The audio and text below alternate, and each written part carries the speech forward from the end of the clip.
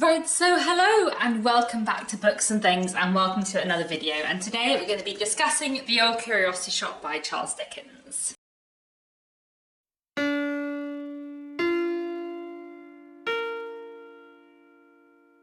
So I have just finished rereading The Old Curiosity Shop for the Mega Dickens Readalong. If you don't know what the Mega Dickens Readalong is, it is a big, mega, 2-year-long Dickens Readalong where we are reading all of Charles Dickens' novels in publication order. I'll put the schedule down in the description along with links for the playlist of all the videos so far and the Discord server as well. And this is Dickens' fourth book, which you just read in the month of March. And I found this one a really, really interesting one to reread. So this was my probably third or fourth reading of The Old Curiosity Shop, but I hadn't read it for probably 12 years, if not more. So it was really, really nice to reread it because I had forgotten a lot about it and it just wasn't fresh in my head at all. So it was really, really nice to reread. I also listened to this on audiobook. I didn't read the physical edition. I listened to the audiobook on Audible, narrated by Jessie Buckley, which I did think was a really good audiobook. And I really enjoyed listening to this one because, yes, I always enjoy listening to Dickens. So I had many thoughts about The Old Curiosity Shop, many things to talk about today.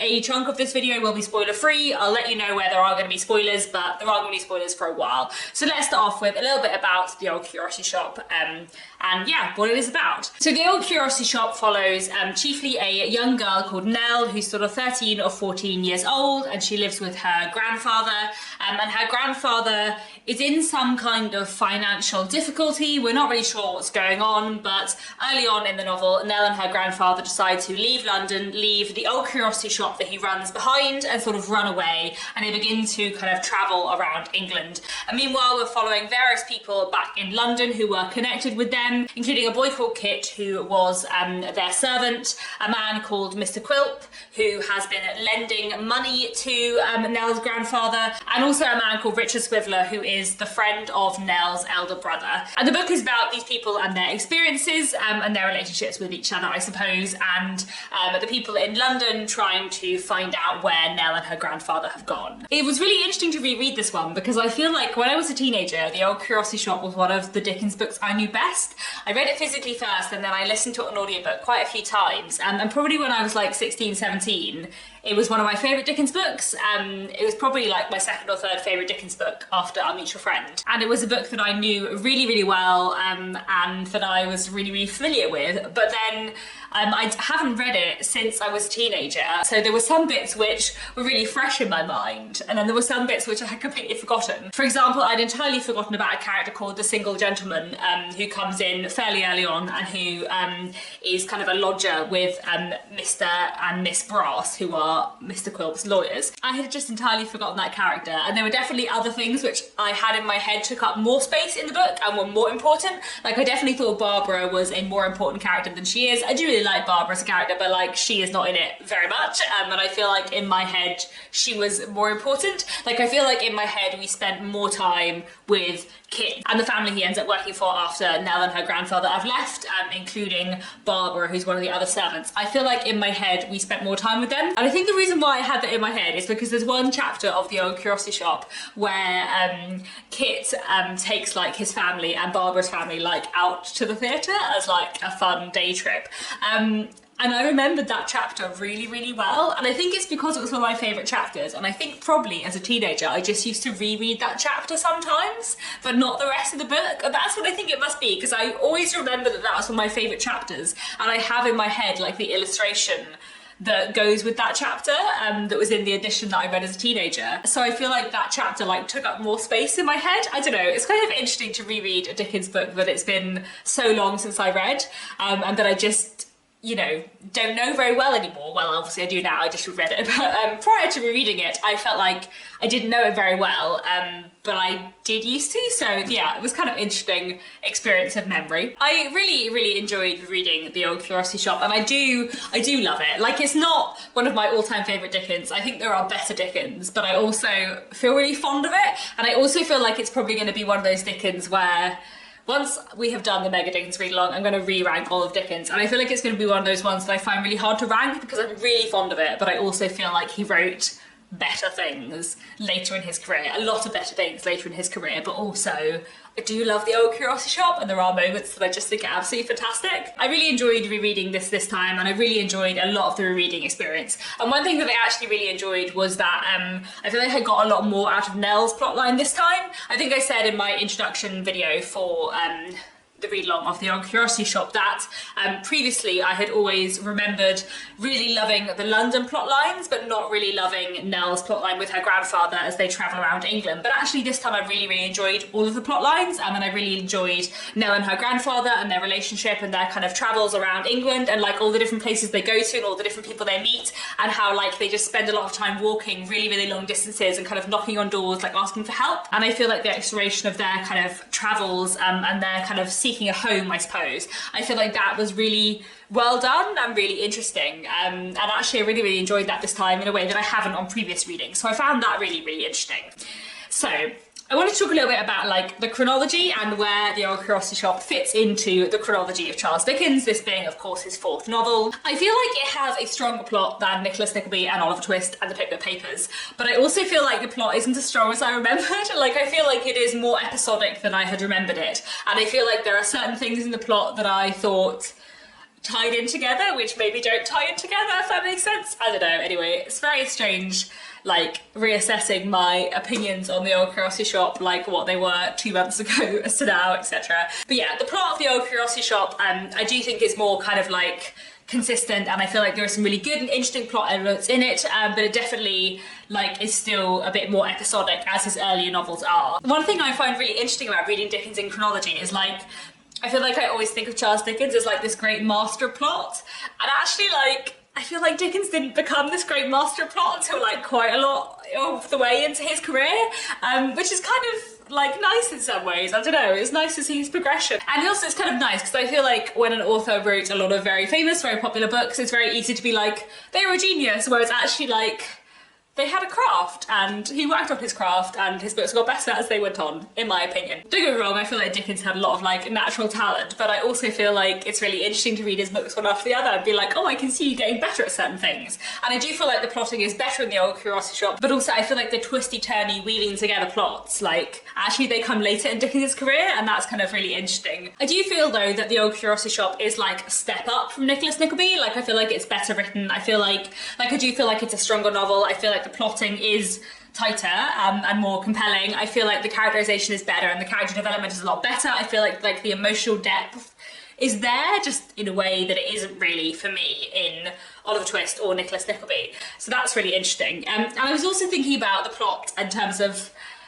the fact that the plot is a bit bitty in some ways, but then the book is called The Old Curiosity Shop, and I feel like the book is not named after the shop, but named after the feel of the book, because the Old Curiosity Shop that Nell's grandfather runs isn't actually that important in the book. The book starts there, but actually they don't spend a lot of time in the Old Curiosity Shop. The Old Curiosity Shop isn't really important after a few chapters in, but I feel like the novel is meant to be kind of like a collection of curiosities. Like the novel is full of lots of different characters who kind of don't really fit together in lots of different like unusual situations, and Dickens has kind of like put them together to see what happens.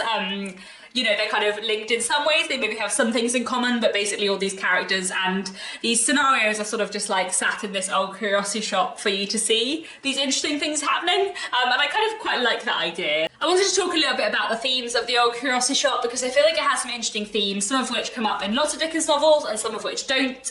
One thing I think is interestingly dealt with is sort of gambling and addiction. This is like a very minor spoiler, but I'm not counting this as a proper spoiler because it's clear pretty early on, but like if you're very sensitive to spoilers, I'll put like a little thing up and then take it down when I'm not talking about anything plot related. But Nell's grandfather is addicted to gambling, addicted to playing cards. He has this firm belief that if he plays enough he will win and he will get this fortune which he can give to Nell. He's always doing it because he wants to get money in order to make Nell a lady, and he feels like the only way he can get money is by gambling.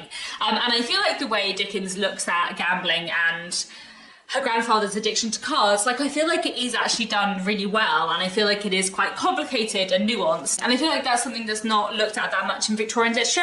Like there definitely are other Victorian books which look at people who play too many games of cards, but I feel like it's always they play too many cards and they're losing money rather than like an actual exploration of addiction. Whereas I feel like the way Dickens looks at Nell's grandfather here is that like he does become fixated on this one idea, and it does feel like Dickens is looking at how his addiction is affecting like all of his mental health, and I do feel like that's really interesting. Another theme I find really interesting in the Old Curiosity Shop is kind of town and country and the juxtaposition between rural places and urban places. Obviously a lot of the book takes place in London, but a lot of Nell and her grandfather's travels take them to various rural places, but also at one point to a very, very industrial place, and the kind of contrast made between industrial places and rural places is really interesting, especially because Nell and her grandfather definitely love the countryside, and Nell especially, I think, has this love for the countryside and this kind of belief that the countryside is safe, that if they can get open air and countryside, then they kind of will be safe. There are particular reasons why Nell feels that for her and her grandfather to be away from big groups of people is safer, but also this idea of the countryside being sort of purer is really interesting. Especially as we're sort of meanwhile looking at lots of the characters in London, and most of our sort of villains and the characters who are sort of scheming are in London, as well as a lot of good people too. But like, it's kind of interesting to look at how rural places are sort of more idealised in the Old Curiosity Shop, and the sort of juxtaposition between town and country is something that I find really, really interesting in a lot of Dickens books actually. You know, I think the Old Curiosity Shop is kind of contrasting the town and the country, and sort of looking at, I guess, like the moral purity of the countryside, I suppose, in a similar way to Oliver Twist. And I find that quite an interesting theme that kind of runs through Dickens's work, which I find really interesting. I think especially as someone who's like very much a city person, who's like never lived in the countryside.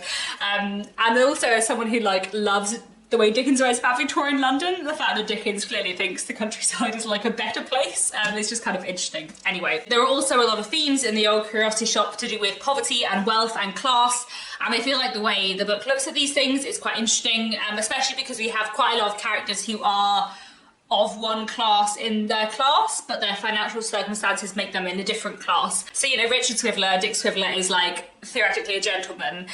He's, you know, respectable and has fancy clothes or whatever, but he's like always in debt and has no money. He has some wealthy relations, but his class position is much higher than his financial position. And Nell and her grandfather have a kind of similar situation where her grandfather was a gentleman. You know, they have one servant at the beginning of the book, but they actually have no money and they're very poor, and they go from living a sort of at least an attempt at a genteel life where, you know, Kit is their servant and they have this sort of respectable shop, and then they're on the streets, you know, walking absolutely starving. And then at the same time we have a character like Quilp, who is sort of not respectable in any way but definitely seems to have a lot of money. The impression we get is that Quilp's business affairs is like lots of different fingers and lots of different pies, but one thing he definitely does is lend money, because he lends money to Nell's grandfather, but he's a very, very different figure from the money lender who we met in Nickleby. Ralph Nickleby in Nicholas Nickleby is a money lender, but he is a very like respectable, genteel moneylender, and Quilp is not. And of course, I think the impression is they're lending money to very different kinds of people, and Quilp is kind of lending money dodgily, I suppose. But the impression is that Quilp has lots of money, but is sort of a lot less respectable than other characters in the book. And this is something I'm always interested in Dickens, where sort of class and financial position diverge, because that's something Dickens looks at quite a lot in his books. But then alongside those characters whose kind of class and financial position is much more fluid, we also have characters who are much more like in one place. You know, Kit is a servant and his kind of financial position and his class position match. The family he ends up working for, you know, they are wealthy, genteel people, and sort of those characters, their class and financial positions are much more fixed. So that is something that I always find kind of interesting in Dickens books.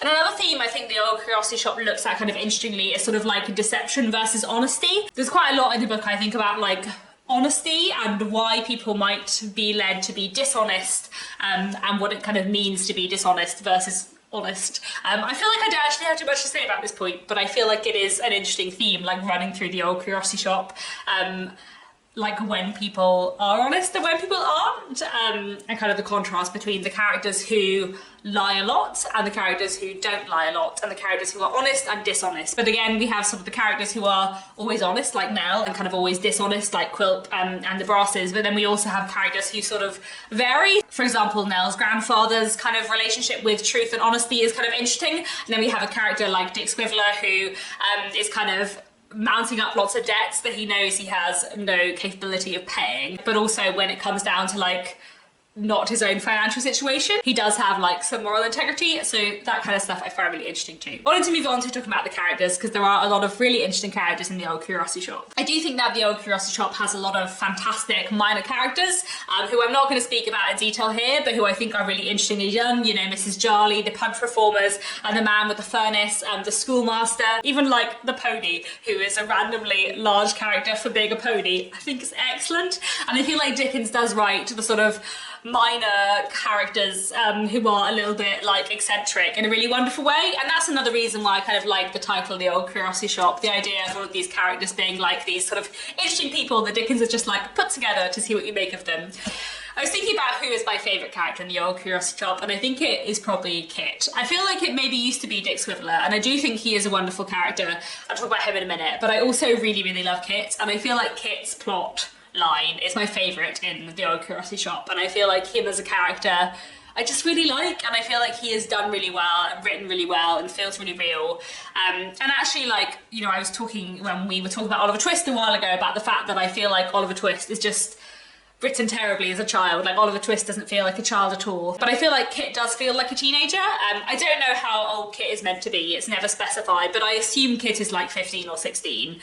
Maybe some people will feel that he's a bit younger or a bit older, but that's always been my impression of Kit, is that he's probably about 15. And I just feel like Kit is really well written and does feel that age and does feel like a real person, and I just really like his plotline. I feel like a lot of my favourite chapters in the Old Curiosity Shop are chapters where we are with Kit. But my other two favourite characters in the Old Curiosity Shop would have to be Dick Swiveller and the Marchioness, both of whom I think are really, really interesting, and they are sort of my favourites. I feel like Dick is a really interesting character because he sort of prefigures a lot of Dickensian characters who I like later on in later Dickens books. You know, the sort of like dissolute, careless young man who actually means well. Like, Dickens is quite good at writing those sort of characters who kind of are going to go on a little bit of a journey, maybe have a bit of moral progression, and they're sort of like spendthrift and always in debt, but like beneath all the like mess and chaos, there maybe is something worth salvaging there. And I feel like someone like Sidney Carton from A Tale of Two Cities or Eugene Wrayburn from Our Mutual Friend, I feel like they kind of have their beginnings in a character like Dick Swiveller. And, you know, I do feel like Bob Sawyer in the Pickwick Papers is maybe also a little bit of a precursor to that kind of character, I'm not sure. But yeah, I really like Richard Swiveller. I feel like he is done well as a character, and I feel like he is really engaging to read about. And I also really like the Marchioness, also known as the Small Servant. I love her for lots of reasons, but I really like the Marchioness because she is sneaky and smart, but also good. And a bit like Dick Swiveller, I suppose. She kind of has a bit of like a moral grey area where she does things which are like morally dubious. She spends a lot of time like peering at keyholes, but also she kind of ends up using them for good, and she does like mean well and is really kind and compassionate, and I just think that's quite interesting, especially because I feel like the Marchioness is a bit of a foil for Nell. You know, they're both about the same age, they're both sort of hungry and neglected, I suppose, and they're both described as being like physically small in general, but also sort of physically small for their age. The Marchioness doesn't know how old she is, but the impression, I think, is that she is about the same age as Nell. And Nell is sort of this like angelic figure who is very morally pure, and the Marchioness is not. Like, looking through keyholes and spying on people is not very morally pure. But also the Marchioness gets to be good too, and I feel like Dickens's way of being like, there are different ways to be good, and like the lines of good are not always so clear, and also like you don't have to be as angelic as Nell to be valued. Like, I feel like that is quite an interesting thing sort of being set up between the Marchioness and Nell. Let's move on to Nell, because I probably should talk about her at some point. I do really like Nell as a character, and I feel like I valued her more on this reread. I found it really interesting to kind of compare the Old Curiosity Shop to Oliver Twist, because they both have a child character at their heart. Nell is older than Oliver Twist. Nell is sort of 13, 14, and I think Oliver is somewhere between 10 and 12. And both Nell and Oliver are sort of like angelic in some ways, but I do find Nell a more believable character than Oliver, and I think it's probably mostly because of the relationship she has with her grandfather. Like, I feel like in Oliver Twist we don't have like a grounding relationship for Oliver Twist, which means I find it harder to like believe him as a person, or like it means I find it harder to interpret his actions, whereas I feel like Nell, it's almost like her sense of morality comes from this desire to protect her grandfather, and so I kind of believe it more. And I feel like her relationship with her grandfather is very believable. And I feel like Nell, like Oliver, has a sort of horror of immorality, but I feel like Nell's is a much more like personal one, and I feel like her character and her relationship with her grandfather feels very believable and is very, very moving, and I feel like her emotions and her like emotional strength just feels more like believable to me. I don't know. And yeah, in terms of comparing The Old Curiosity Shop to Oliver Twist, I feel like Dickens has written childhood much better in The Old Curiosity Shop, although like the child characters in The Old Curiosity Shop are quite a bit older, which obviously makes a difference as well. And I suppose there are like ways in which Nell feels less like a child. I don't know, it's quite interesting because Nell is like throughout the book referred to as the child, the child, the child. She's very often just called the child rather than Nell, but also sometimes she does feel a bit grown up, I suppose, and I feel like she is called the child more than Oliver was called the child, even though she is older than Oliver. Before making this video, I reread an essay in this book, Plotting Disability in the 19th Century Novel by Claire Walker Gore, and I read her essay on The Old Curiosity Shop because I remembered finding it really interesting and I thought it would be good to read with fresher things in my head. And one thing she talks about is how like sometimes Nell is presented as a child and sometimes Nell is almost presented as like a physically small woman. And especially she looks at like some of the original illustrations of The Old Curiosity Shop and how in some of them Nell is drawn as a child and in some of them Nell is drawn as a physically small woman. Which is kind of interesting. And Claire Walker Gore kind of makes comparisons between Little Nell and Little Dorrit, who is a character we'll meet when we read Little Dorrit. And Amy Dorrit in Little Dorrit is 22 years old, but very physically small, and she's sometimes mistaken for a child, even though she is 22 years old. And I feel like there is a certain extent to which Nell is kind of presented a bit like Amy as someone who is like quite grown up in some ways, but also is very physically small, and therefore sort of her littleness is emphasised. I feel like Amy Dorrit is a much more complicated character than Nell, but I feel like maybe she does have some roots in Nell, which is kind of interesting. Let me talk about the bad guys in The Old Curiosity Shop, because I feel like they need mentioning too. There are three kind of villains in The Old Curiosity Shop: Samson Brass, his sister Sally Brass, and Daniel Quilp. And I feel like, I don't know, I feel like I don't know how I feel about these characters in lots of ways.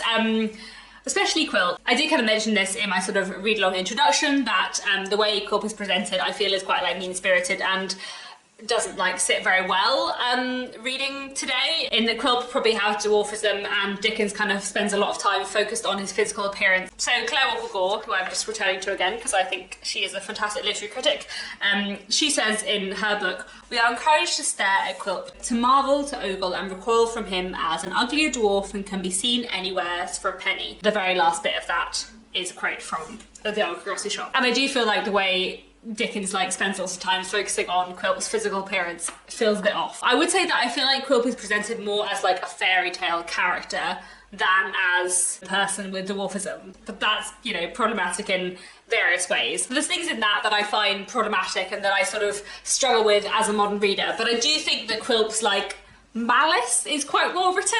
Like there are other ways in which I feel like he does feel like a fully fledged character, like his sort of delight in wrongdoing and the way he intimidates people I feel like is really well written and feels really interesting. So yeah, I feel like I struggle with the presentation of Quilp as a character, but I also kind of find it interesting too. I don't know. And then the Brasses are also kind of interesting. I feel like the Brasses are really interesting because I'm very interested in Dickens and gender, as I said before. That was what I wrote my dissertation on at university, and I feel like the Brasses are there to do interesting things with gender, but also I feel like it's just like falling a lot short of Dickens's more complicated, nuanced explorations of gender later on in his career. There is sort of the idea present in The Old Curiosity Shop that there are these two siblings, Sally Brass and Samson Brass, and Samson Brass, the brother, has all the sort of traditionally feminine qualities, and Sally Brass, his sister, has all the sort of traditionally masculine qualities.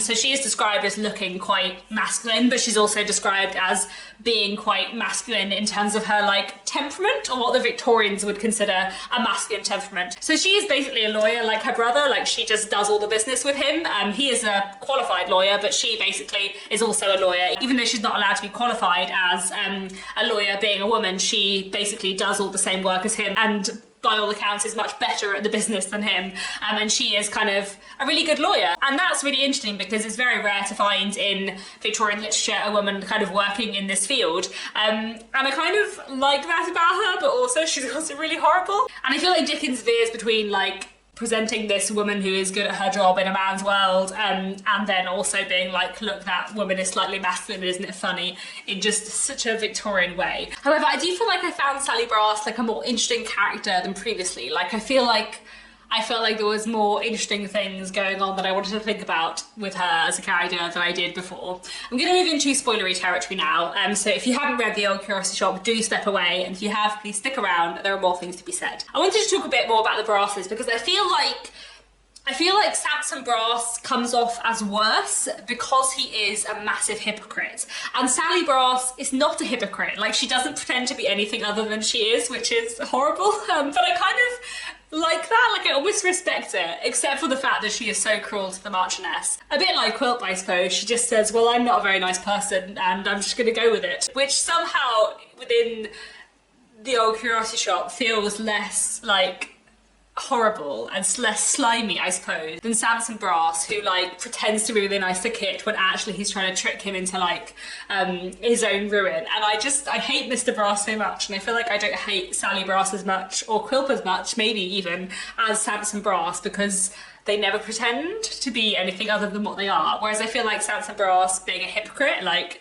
that's what like really makes me angry, and maybe what makes Dickens angry too, because I feel like Sally Brass gets off the lightest of the three villains, because she does escape. Although there is a suggestion at the very end that her and Sampson are like really struggling later on once he's out of prison. And I feel like there's a bit of me that would be like, I kind of love Sally Brass, except for that she's absolutely horrible to the Marchioness. You know, Sally is basically starving and treating with like criminal cruelty her servant, who is also probably her child. So I wanted to talk a bit more about this and the fact that Marchioness is probably the daughter of Sally Brass and Quilp, because it is hinted at in the novel, but it is kind of like skirted over. So the only thing we're told within the text of The Old Curiosity Shop about the Marchioness's parentage is this in the last chapter. Mr. Swiveller, having always been in some measure of a philosophical and reflective turn, grew immensely contemplative at times in the smoking box, and was accustomed at such periods to debate in his own mind the mysterious question of Sophronia's parentage, Sophronia being the name that the Marchioness adopts in her adulthood. Sophronia herself supposed she was an orphan, but Mr. Swiveller, putting various slight circumstances together, often thought Miss Brass must have known better than that, and having heard from his wife of her strange interview with Quilp, entertained sundry misgivings whether that person in his lifetime might not have also been able to solve the riddle had he chosen. So this is quite a slight hint.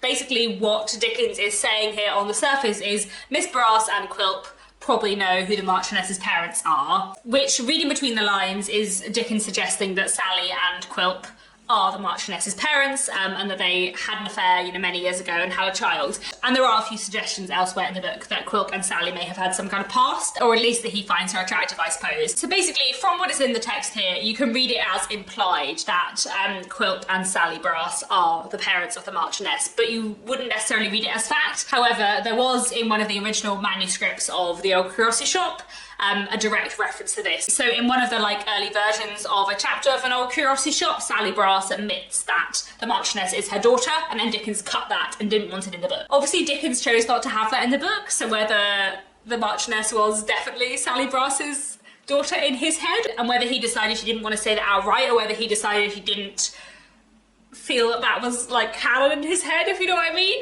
I don't know, but that was in a version of The Old Curiosity Shop at some point. Like, as far as I read it, the Marchioness is the daughter of Sally Brass and Mr. Quilp, which obviously like makes the way Sally Brass treats her even crueler, which I think does tie in with like the way Dickens is looking at gender in Sally Brass, because I feel like for the Victorians, like one of the most like unwomanly things a woman could do would be to be cruel to her own child, because they sort of viewed motherhood as a kind of very key female ideal. So I feel like that's also kind of interesting in the characterization of Sally Brass. Basically, I feel like Dickens wrote Sally Brass to be like the opposite of the ideal of Victorian womanhood. But then I also feel like he does kind of have some respect for her, or at least more respect for her than Sampson Brass, because she's not a hypocrite. But maybe that's Dickens having like more respect for a woman who is slightly masculine than he would have respect for a man who is slightly feminine, but then that's definitely not the case in other later books where he looks at masculinity in different ways. So I don't know what Dickens was trying to do with Mr. and Miss Brass, but yes, they're interesting. I've spent a really long time discussing them, so let's move on to other things, shall we? There are a few things I wanted to say about the plot while I'm doing spoilery stuff before I close off the video, because I feel like I have been talking for absolutely ages. But I feel like the book is less well plotted than I remembered. For example, like, why does Quilp really go after Kit? It's kind of just malice because he doesn't like Kit. Like, he doesn't really have a good reason. I definitely had in my head that there was a particular, like, a reason, like he was hoping to gain something from it. But he isn't really hoping to gain anything from it. He just doesn't like Kit, so he therefore decides to, like, ruin his name. Which feels like a very minor, unimportant thing for the Brasses to, like, go down for. I don't know, yeah. I feel like that plot thread doesn't hang together as much as it did in my head. But, you know, I do feel like the overall plot, like, makes a little bit less sense. I feel like things don't hang together as well. But I do feel like there are excellent elements of the plot. I feel like Nell and her grandfather and their travels, I did really like this time. And I feel like Nell's death at this time I found really moving. I think I did find it moving before, but I think I found it more so this time and really kind of interesting. And I feel like her relationship with her grandfather and how that changes and how he's affected by her death, like I feel like all of that stuff is done really well. And I also feel like Kit's plot and Dick's plot and their, like, characterization, their character arcs are done really well as well. I also wanted to talk a little bit about Dick's Swiveller and the Marchioness, because I definitely used to have in my head that this was like the first time Dickens did a good love story, and I sort of feel like I don't know how to think about this, because I definitely remembered in my head the Marchioness was like 17 and Dick Swiveller was like 21. I think that was how I had remembered it in my head. But she is not 16. She is probably about 13, 14. She doesn't know how old she is, so maybe she's older, and, you know, she is very physically small, but that is partly because she is malnourished, and also possibly the implication is she's quite small because Quilp is her father. But then later on in the book it says that, like, Dick helps her go through education and be in school for 6 years until she's probably around 19. So that means she is like 13 for the bulk of the book, and Dick is probably, yeah, 21, 22, maybe a little bit older, but, like, I think he's definitely meant to be in his early 20s. I think he's meant to be pretty young, but yeah, still, that's not great. So yeah, I feel like the way I had this in my head as, like, the first good Dickens love story is not quite right. And to be fair, I do feel like the implication in the book is that the Marchioness has a little bit of a crush on Dick throughout the book because he's, like, the first person who's ever been kind to her and, like, given her food. So I feel like she does have a bit of a, like, worship crush on him, but, like, I don't think there's any implication that he's ever thought of her romantically until she's grown up and then they get married at the end. But I also feel like the plot is still given the shape of a love story, and she is still 13, and that's not so great. And, you know, obviously there's the whole thing at the beginning of the book where Dick is kind of, like, sort of involved in a plot where he's gonna, like, marry Nell when she's grown up, and she's also, like, 14. And again, I don't think there is any implication that Dick is, like, has any romantic interest in the Nell at all, other than, like, the possibility of her one day having a fortune. But there is still a bit of me that's like, really, Dickens, did all your female love interests in this book need to be, like, young teenagers? I mean, to be fair, Barbara is also probably a young teenager, maybe slightly an older teenager, but Kit is also a teenager, that's absolutely fine.